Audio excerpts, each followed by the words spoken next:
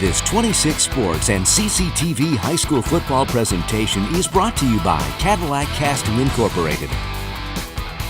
All right, we are back at halftime with the halftime report.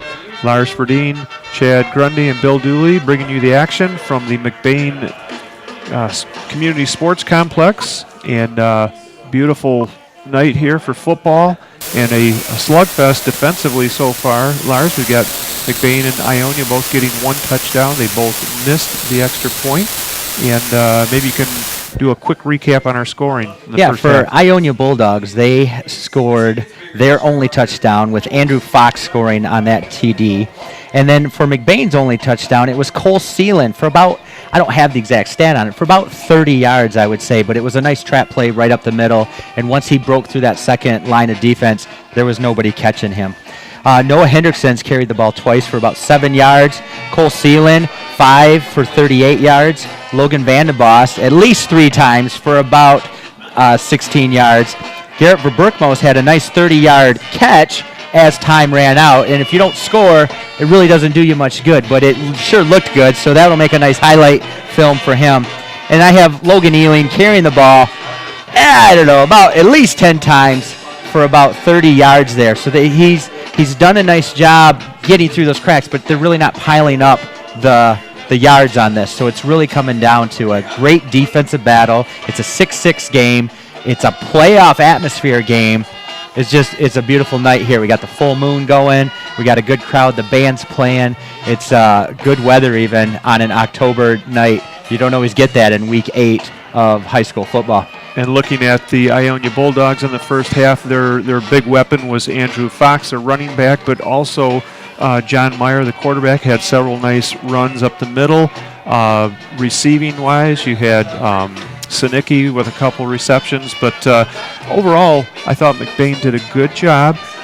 In the beginning, it looked like the Bulldogs were going to be able to run up the middle a little bit. And they did. I was actually worried the first couple series.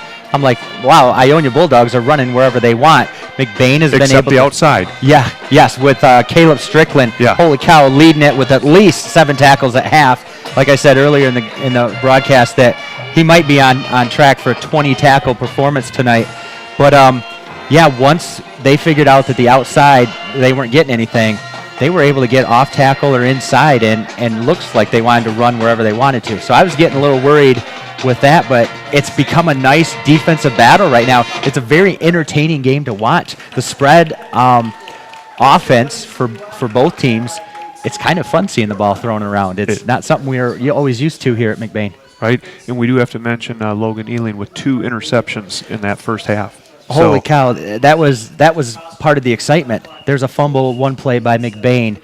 The next play, they get it right back from Ionia. They end up giving it back. Then it's a 4th down inside, like a 4th and goal, and Ionia throws an incomplete pass. That's fun football, especially when their backs are against the wall. There's no better confidence builder for a team when they're 1st and goal in their own territory, the other team threatening, and they're able to stop them. All right, we are going to hand it over to the McBain High School Marching Band for your enjoyment. Lars, do you know who the band director is? Heather Wiggins is doing a great job as the band director, and this looks like Gretchen Koster, a high school senior, is a drum major right now, leading the pink, I don't even know what you call those things on top of their heads, but it's for Breast Cancer Awareness Month, and they are showing their support there. Like you said earlier, the volleyball team is doing a dig pink, the field's lined in pink, and one of the fundraisers the volleyball team's doing is they're putting pink flamingos in people's yards. They're calling it getting flocked. Well, our house got flocked last night, so watch out for the next person. That's right. Yeah, I remember when our kids were at that age in high school, we were flocked too, so that's a great way to raise some money for breast cancer awareness. Okay, enough of our talking. We're going to give it to the band right now, and enjoy the band, and we'll be back with third quarter action.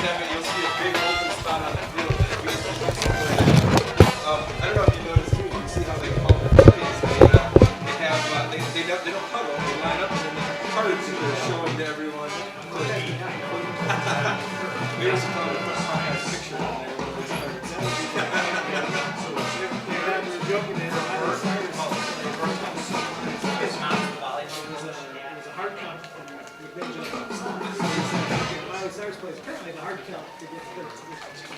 My eyesight's not good. I can't see across there. I don't know how, that's all he called. I need a pair of binoculars. He's able to see that all the way across. Well, give me your impressions of the first half. Hawkeye's got all the stats, and we'll get those from him when he comes back from his. He's actually in charge of the concession stand, so he's obviously doing some things there. Give me your impressions of the first half. It seems like the Ramblers have played a couple of good It's been a sloppy game. I think both turnovers and that, but McBain, we've been that team that we seem to make a big play and get a score that we have not been able to sustain any drive so far. It didn't start off well for the Ramblers at all. Ionia on their first possession forced the punt. I mean, not much was happening. It was exciting. Fumbles, fourth and goal, and all this stuff. And nothing better than stopping them on downs. Oh, yeah. Especially out here on the goal. We kept fumbling close to the end zone. And he saw that. Oh, yeah. Ionia then finally scored 20-yard touchdown run by Anthony Fox. Extra point was no good to put the Bulldogs up 6-0. And then McBain, on their next possession, started off at their own 40-yard line, got to the 44, and then after the quarter break, 56 yards to the house. Cole Sealand busting up the middle. Hawkeye talked about how that was At halftime, 6-6. It was a little quick trap play that we Yep. show all right. Okay. At the right time. See you later. Bye. McBain then got an onside kick, so Chad, right after that. Help us out. That didn't look like a purposeful onside kick so much as it just looked like a squib kick that ended up taking a good bounce. Took a nice bounce, and I was watching it, and Ionia kid kind of backed up, and as soon as he backed up, the main guy dived right on it. Took a right Took it right away from him. Took a right turn right away from Ionia, like they were waiting for it to come to them.